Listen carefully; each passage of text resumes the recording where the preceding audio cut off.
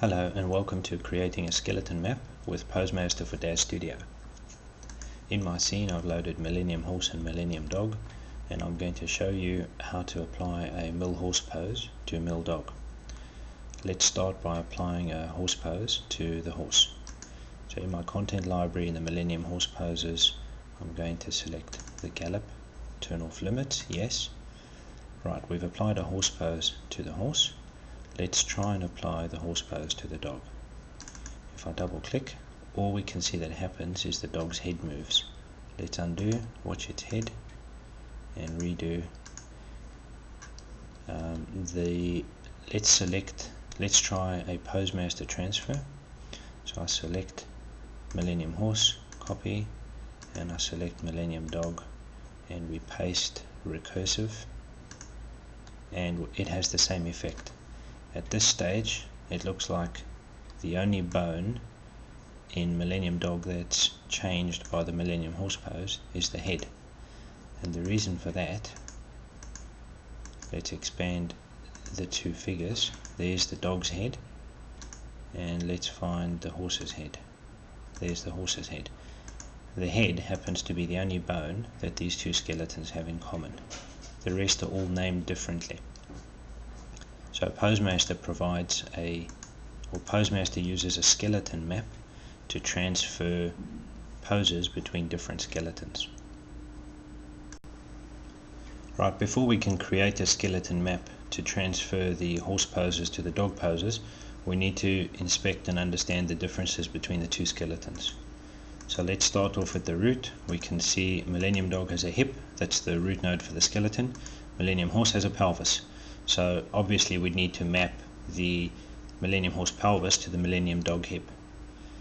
If we go one level deeper, below the hip, we can see there's an abdomen in the Millennium Horse and a loin in the Millennium Dog. So those two would map. That would be the start of the torso. We've got in the Millennium Horse thigh hind left and right, and we've got a haunch left and right in the dog. So we need to map those two. And then we've got the tails.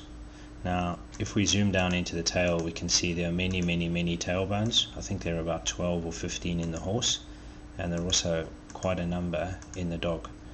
So when we actually create the skeleton map, we would map those different tailbones together. Let's go and have a look at the back legs. So for Millennium Dog, we've got a haunch, a lower thigh, a hock, and hind toes. So there are 4 bones in the back leg. Let's have a look at Millennium Horse, thigh hind, gaskin, cannon hind, pastern hind, and a hoof hind. So we have 5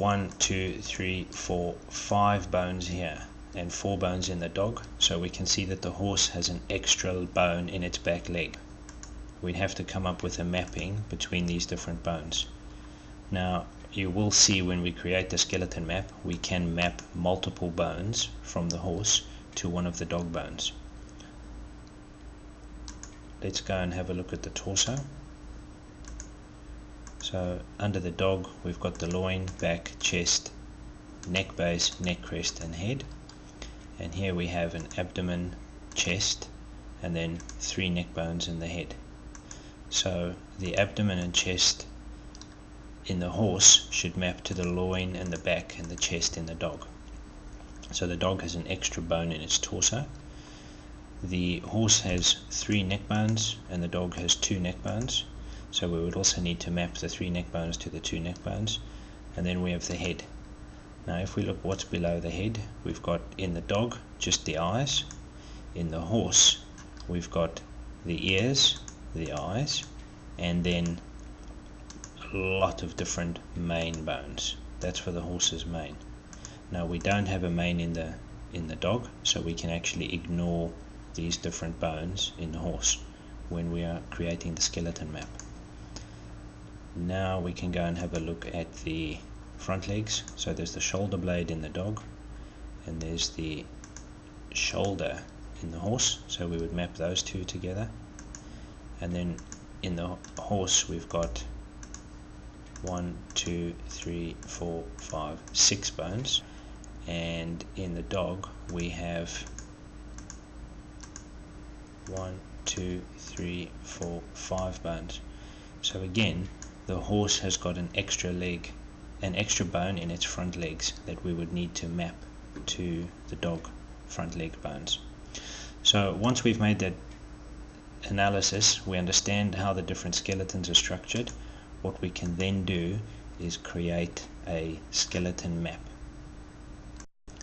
Let's have a look at an existing skeleton map. In the PoseMaster default install folder, there's a data subfolder that contains the skeleton maps and offset poses. Let's open the V4 from Genesis skeleton map, and that will show us what the format of the skeleton map is.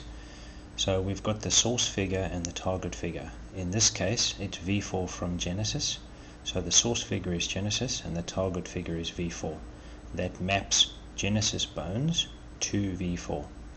So we've got the V4 bones down the left, the figure name, that's the geometry name, abdomen, and then right thigh and left thigh, and the source figure bones that map to those target figure bones are listed here.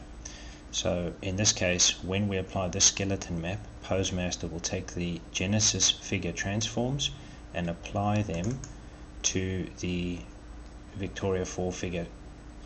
Take the abdomen 2 transforms and apply them to the abdomen. So with this skeleton map open, I now can enter the root figure name. To get that, I go to, in the scene tab, scene ID editor, and BL Milldog 3270.